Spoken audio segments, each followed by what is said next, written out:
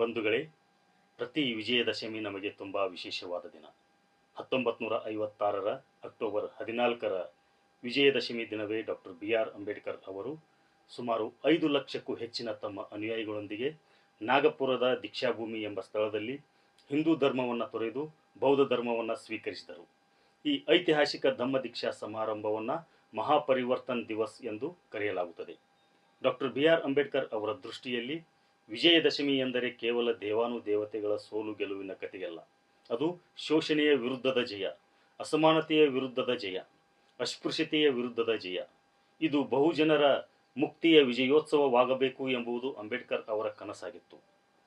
ಹಿಂದೂ ಧರ್ಮದಲ್ಲಿನ ಜಾತಿ ವ್ಯವಸ್ಥೆ ಎಂದಿಗೂ ನಿರ್ಮೂಲನೆ ಆಗಲು ಸಾಧ್ಯವೇ ಇಲ್ಲ ಎಂದು ಮನಗಂಡ ನಂತರ ಡಾಕ್ಟರ್ ಬಿ.ಆರ್. ಅಂಬೇಡ್ಕರ್ ಅವರು ನಾನು ಹಿಂದೂ ಆಗಿ ಹುಟ್ಟಿದ್ದೇನೆ, ಆದರೆ ಹಿಂದೂ ಆಗಿ ಸಾಯುವುದಿಲ್ಲ ಎಂದು ಘೋಷಣೆ ಮಾಡಿದರು.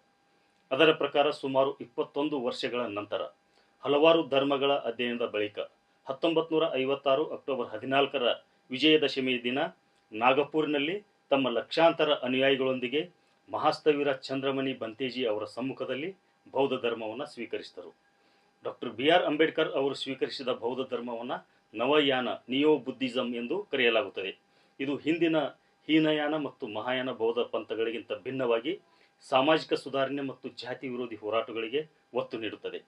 ಅಂಬೇಡ್ಕರ್ ಅವರು ಬುದ್ಧನ ಮೂಲ ಬೋಧನೆಗಳನ್ನು ಆಧುನಿಕ ಸಾಮಾಜಿಕ ಸಂದರ್ಭಕ್ಕೆ ಹೊಂದಿಸಿ ಪುನರ್ ವ್ಯಾಖ್ಯಾನ ಮಾಡಿ ಹಿಂದೂ ಧರ್ಮದ ಸಂಪ್ರದಾಯಗಳನ್ನು ಸಂಪೂರ್ಣವಾಗಿ ತಿರಸ್ಕರಿಸುವ ರಾಮ, ಕೃಷ್ಣ, ಬ್ರಹ್ಮ, ವಿಷ್ಣು, ಮಹೇಶ್ವರ ಸೇರಿದಂತೆ ಯಾವುದೇ ಹಿಂದೂ ದೇವರನ್ನು ನಂಬಬಾರದು, ಶ್ರಾದ್ದ, ಪಿಂಡದಾನ ಪೂಜೆ ಯಾವುದನ್ನು ಆಚರಿಸಬಾರದು, ಮಾನವರೆಲ್ಲರೂ ಸಮಾನರು ಎಂಬ ತತ್ವದಲ್ಲಿ ನಂಬಿಕೆ, ಬುದ್ಧನ ಅಷ್ಟಾಂಗ ಮಾರ್ಗ ಮತ್ತು ಪಾರಮಿತ ತತ್ವಗಳನ್ನು ಅನುಸರಿಸುವ 22 ಪ್ರತಿಜ್ಞಾ ವಿಧಿಗಳನ್ನು ತಮ್ಮ ಅನುಯಾಯಿಗಳಿಗೆ ಬೋಧಿಸಿದರು.